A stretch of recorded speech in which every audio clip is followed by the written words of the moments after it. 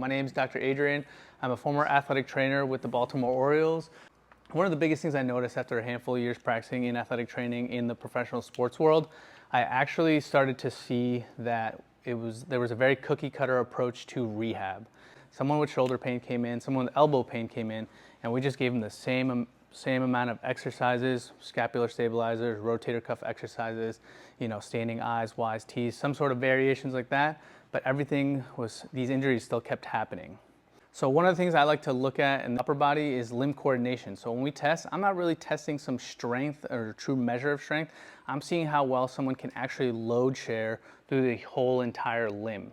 For example, if we're looking at the upper body, we want 20% to start from the wrist and hand, 20% from the forearm, 20% from the biceps and tricep, 20% from the rotator shoulder, 20% of work all coming from the neck, right? And that equals 100%. It's kind of like a relay race, a baton race. So you have one runner out of the gate coming out. He has to pass the baton off smoothly and efficiently so the next guy can take it, run, and try to finish the race as fast as they can. One of my clients, she had a year of right shoulder pain, 6 months to a year, kind of popped up out of nowhere, but she had an MRI 3 months ago and it revealed a partial rotator cuff tear and bursitis, affecting her ability to go overhead and teach Pilates classes, and then play tennis recreationally, which she likes to do.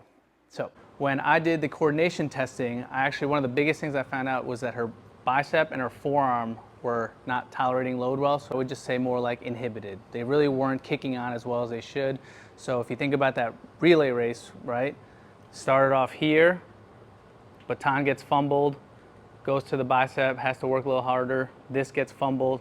Now her shoulder has to work a lot harder. So maybe as she's been going on and doing things like playing tennis, instructing Pilates, she's just overworking all the way up here because the forearm, the bicep aren't kicking on as well as they should, right? So could the shoulder pain be from the inability from the rest of her limb to actually distribute these forces equally? The left is the before and the right's after. The biggest thing I also see too is the wrist. The wrist doesn't try so hard.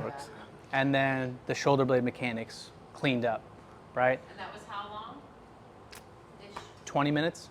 Oh. Within 20 minutes. This This was the same session, same time frame. Yeah. She had tried traditional physical therapy, has tried her rotator cuff exercises, tried some other sort of scap work. Nothing worked for her. And like I said, so I found out that the bicep wasn't tolerating load enough, the forearm wasn't tolerating load enough, so that's what I attacked first, and next thing you know, the highway opened up and she's able to move her arm overhead and the mechanics cleaned up. So